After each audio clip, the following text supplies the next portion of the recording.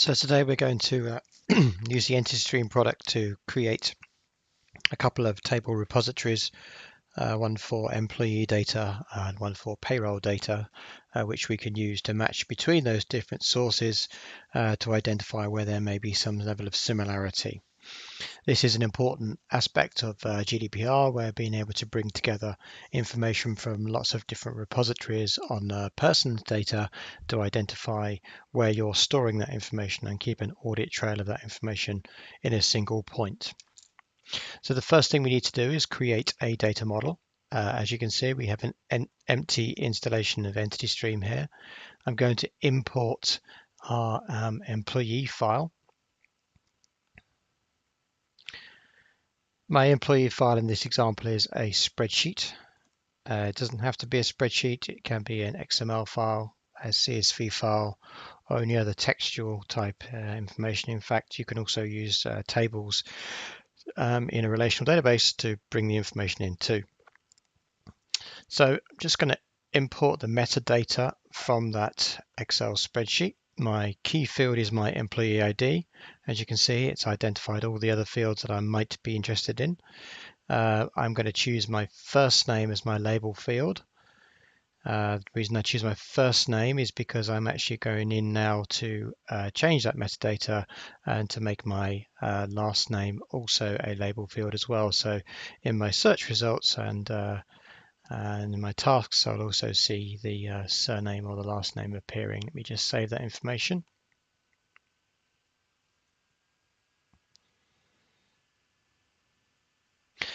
Now, if I refresh, you'll be able to see on the dashboard, I now have a table called employee. It has 0 records in there. There's no duplicates, obviously. So I can go in and create another data model. Let's choose payroll from our payroll spreadsheet.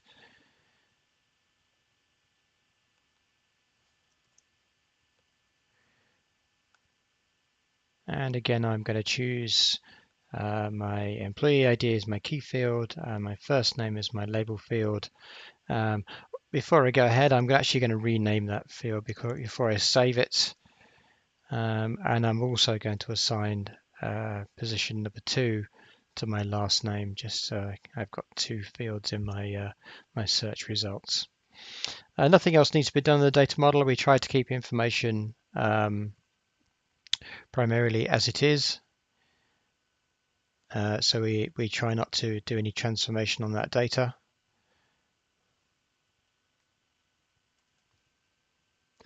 And now my next task is to create a concept model based upon our 2 different sources. So a concept model is an overriding data model that tries to bring together some key attributes from our different sources so as we can group them together and apply both indexing and match rules using those concepts.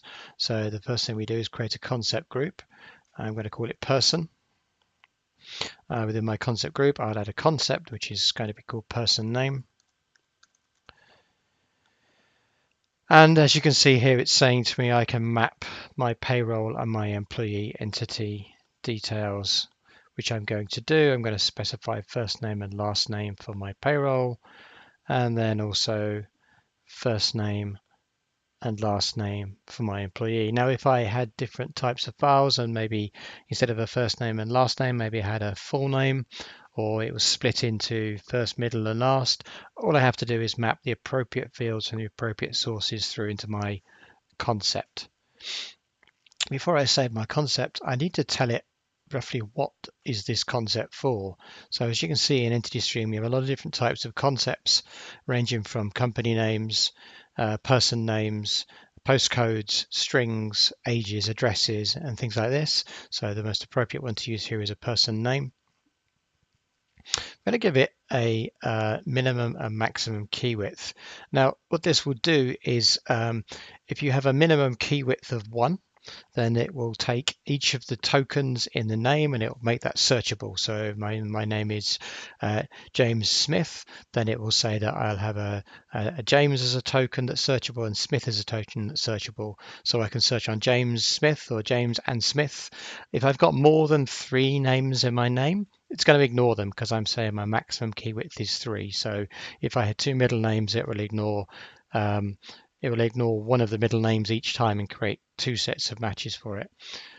Best thing to do with these things is to try them out and see what the effect is. There's no big deal with inside EntityStream. You can kind of purge the data out or rematch the data once you've made these changes.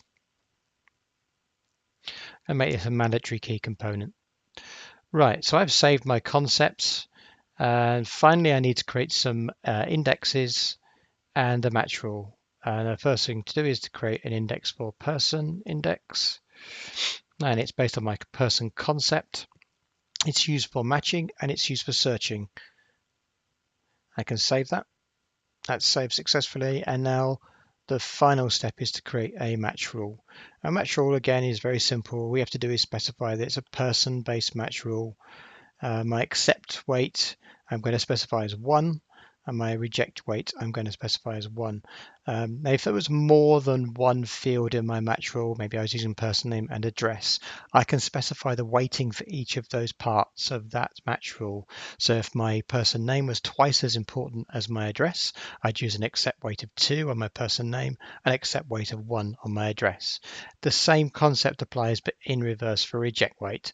So of course, if the name is different, and the reject weight is 1 for person name and 2 for address, then the ratio between 1 and 2 will apply to that rejection as well. So it will become more important or less important depending on which side of the ratio you're on.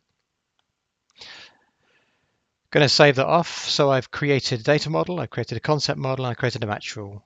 Just quickly review my quality rules as well, just to show you that what I can do here is within my quality rules, I've got several thousand quality rules that EntityStream provides as a standard. I can add to these rules if I want to. So if I wanted to create another abbreviation for a name or a term that you don't want to be matched, then you can use this tool here to set up those quality rules, and that will mean that when the data is brought in and standardized for matching, then we can achieve a lot more by understanding that there are various nicknames for names or various names that we don't want to match together that may sound very similar, or we might want to create a false positive filter where if we see the term twin in a name for a person, then of course we're not going to match it up with another one called twin because clearly it's just a token that's been used. So there we go. So we've got a match rule, we've got some concepts, and we've got some data models. The next thing to do is create a feed. Now a feed is just bringing the data in for the table for the entity that I'm interested in. I can give this a name if I want to and then come back to it later on. I'm just going to load my payroll data in. I'm asking it not to do any matching at this point because I don't want it to match within itself. I just want it to bring load the data in and make it available and searchable.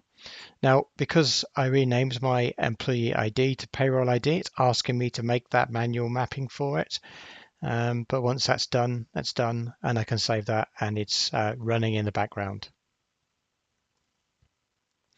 So my payroll load is finished. It doesn't take very long.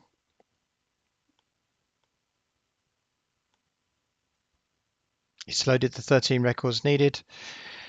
And the next thing to do is create another new feed, which is for our employee data. Now I'm going to load the employee data in a slightly different way, and we're going to do a straight 1-for-1 mapping. What I want to do is I want to load part of the data in as an employee. And because part of my data represents a next of kin, rather than actually creating fields containing the next of kin information, it doesn't give me much in the way of auditability on that next of kin data. So if I want to be able to look at from a GDPR perspective, which people information do I have, then that next of kin is kind of hidden inside of my employee record. So rather than doing that, I'm actually going to map it into a separate employee. Now, just because it's called employee doesn't necessarily mean it's just employee data. It can be employee related information. So if I wanted to also, I could create a new column, which is a default mapping, to tell it that employee number 2 is actually not an employee, it's a next of kin. So you could give it an employee type.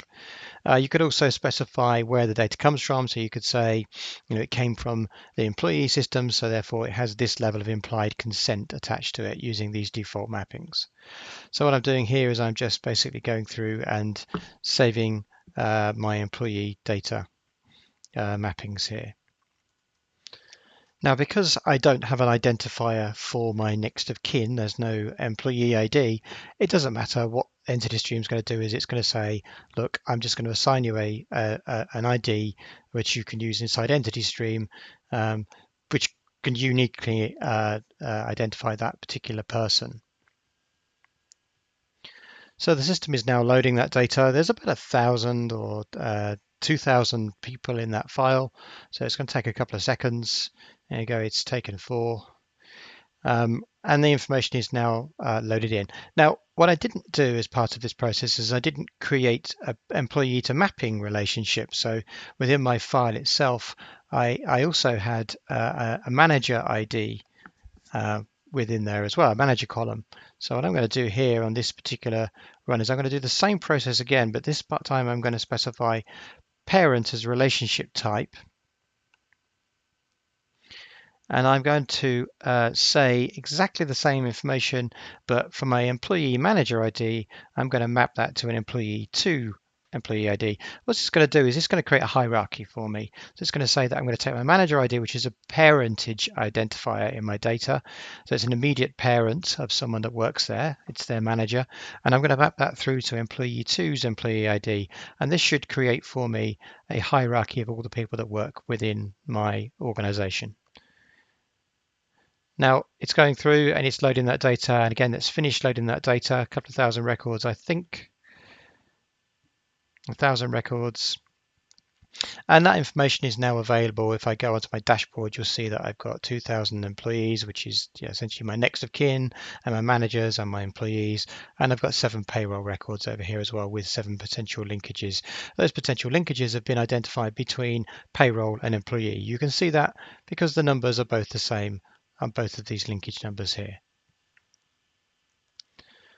So the first thing to do is to maybe go and review some of those linkages. So let's close some of these down and let's go into my tasks menu, look at my unresolved tasks, and you can see here that it's found some payroll information on the left and employee information on the right from 2 very, very different sources, and it's managed to find an intersection between them. So I can just expand this down and I can see where the fields are the same, where the fields are different, and I can decide if I wanted to at this point to accept that match, reject that match, or I could set a focus on it. If I set a focus on it, it's going to show me all other tasks that are related to these 2 people, so as I could make the best decision of whether this is the right match to choose or not.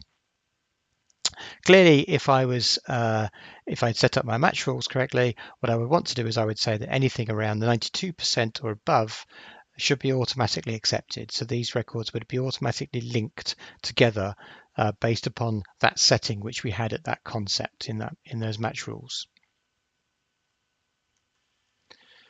Now I'm just going to search for Manny. Manny is an employee of the company. I can quickly go in and look at Manny's record. And you'll see here that what's happened is I've got employee details, Manny, Bliven, male. Next of kin information has been brought into the record here as well. But also you'll see that I've got another record over here which is called Caitlin Rock, which is the next of kin. That's now actually in the system as an additional record and searchable. So I could search for Caitlin as well. And you can see now that Caitlin has been brought in. You can see that it's the next of kin because the identifier is different.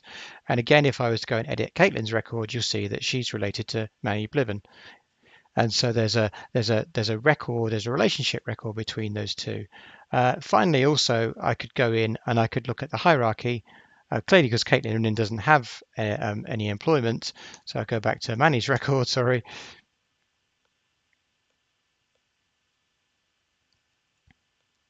And you can see here, so what we can see here is we can see a hierarchical representation of Manny's employment with the company. I can also look in a tree representation as well, and I can scroll down this and I can identify people within the structure. This is test example data, so it's not necessarily very good, but it does show you how you can use this information to identify and view the structure of employees to managers' relationships. So flipping back to my hierarchy view, I can scroll out here and I can decide to look through my entire organizational hierarchy and drill in and drill out to see any relevant information that I might want to look for within that company structure. So this demonstration has shown you how you can load two different sources of person data into the EntityStream product. It's shown you how you can use that to match up against between those two different sources, create tasks, review tasks, and also go and look at the data that it's brought into the system, review it, review hierarchies, and do searches. Thank you for listening. My name is Robert. Please visit us online at entitystream.com.